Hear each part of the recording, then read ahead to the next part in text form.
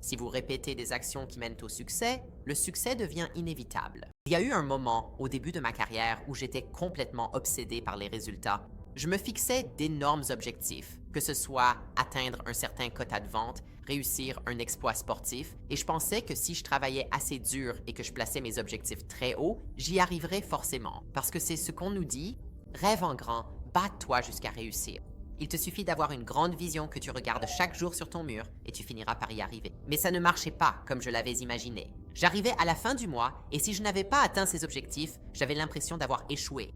Et le pire, c'est que si je n'atteignais pas mes objectifs, je ne pouvais pas payer mon loyer. Le stress était littéralement paralysant par moments. Si le résultat n'était pas là, j'avais juste l'impression de ne pas être à la hauteur, parce que j'avais l'impression de courir après quelque chose que je ne pouvais pas totalement contrôler. Ce n'est que lorsque j'ai réalisé que toute la raison de cela, c'était que je me concentrais sur la mauvaise chose. Je ne pouvais pas contrôler les résultats.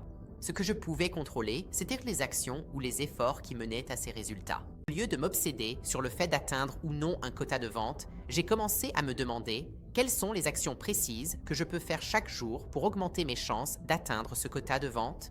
Au lieu de me stresser sur le nombre de clients que j'allais signer, je me suis concentré sur le nombre d'appels téléphoniques que je pouvais passer, sur le nombre d'entreprises dont je pouvais aller frapper à la porte et sur la façon dont je pouvais améliorer mon processus de vente. Côté fitness, au lieu de m'inquiéter du chiffre sur la balance à la salle de sport et de mon poids chaque jour, je me suis concentré sur le fait de respecter mes macros.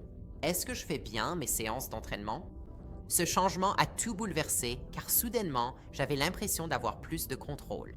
Je n'étais plus à la merci de résultats extérieurs. Je mesurais mon succès en fonction de ma capacité à tenir mes engagements.